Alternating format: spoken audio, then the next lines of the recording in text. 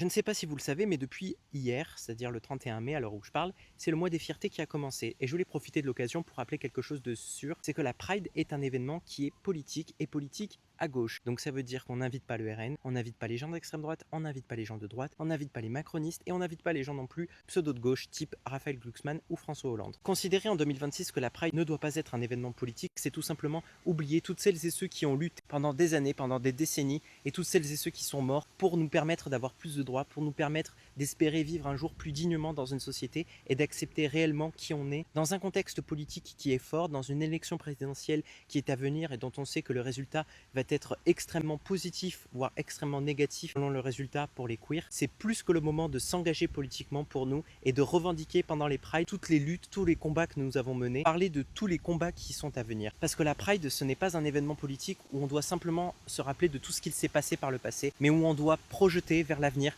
toutes les luttes que l'on veut, toutes les évolutions que l'on veut, tous les changements que l'on veut pour le futur. Et donc la Pride, c'est un événement politique. Et je vous souhaite à tous une belle Pride. Politisez cet événement. Soyez révolutionnaires, soyez communistes, soyez marxistes, soyez de gauche. Mais s'il vous plaît, n'invitez pas les gens d'extrême droite, n'invitez pas les gens qui nous agressent dans ces événements-là. Soyons safe envers nous-mêmes.